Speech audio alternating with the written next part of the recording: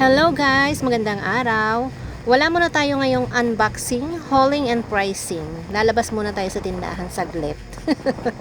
Isasama ko kayo sa road trip ng aking anak, ng aking bunso dahil nagkayayaan sila ng kanyang mga kaibigan na pumunta sa Monte Maria Shrine sa Pagkilatan, Batangas. At ipinagbilin ko nga sa kanya na anak, kumuha ka ng video dahil napakaganda doon. Pero nang hilakbot ako guys dahil nakita ko siyang nagvi-video habang nakamotor. Kaya sabi ko, anak, pasalamat ka sa Panginoong Diyos at ikaw ay nakarating ng maayos at maluwalhati sa inyong pinuntahan. At salamat sa Diyos at sila'y ginabayan. Dahil hindi ko naman sinabing mag-video habang nakamotor. Ang sabi ko lang mag-video doon. So yan nga guys, papunta silang magkakaibigan sa Monte Maria Shrine at napakaganda doon guys. Ang daming nagpupuntahan doon mula sa iba't ibang lugar para magsimba at mamasyal na rin dahil napakaganda talaga at ang Monte Maria mismo ay nasa tabi siya ng dagat. Siya ay bundok at ang baba noon ay dagat.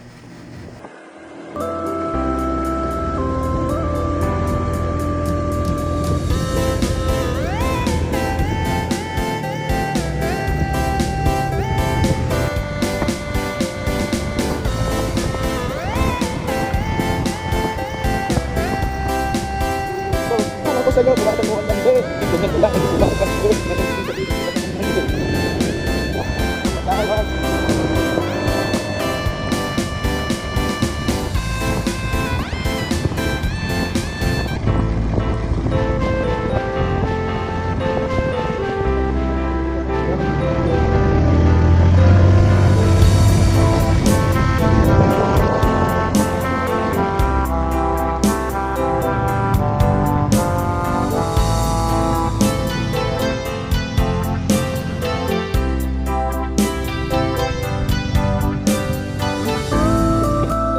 Nag-stop over muna sila dito para magpahinga saglit dahil medyo malayo din kasi ito sa amin. At tingnan nyo naman guys ang view, napakaganda, napaka-greenery. At pagkatapos magpahinga ay diretso na ulit sila sa pagbiyahe.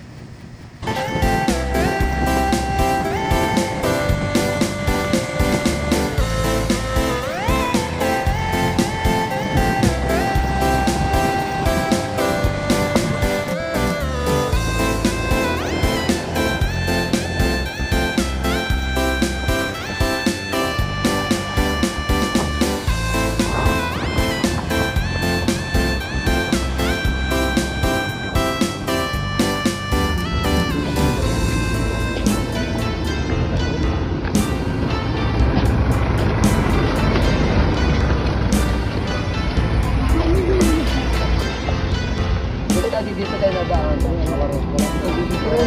Oo.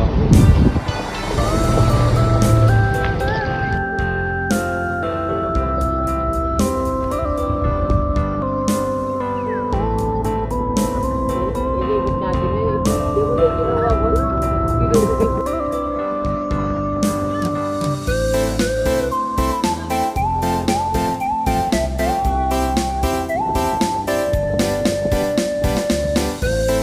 Pagkatapos nila magsimba at magalagala ay nagkayayaan din silang bumaba sa dagat. Dagat kasi ang baba ng Monte Maria mismo guys.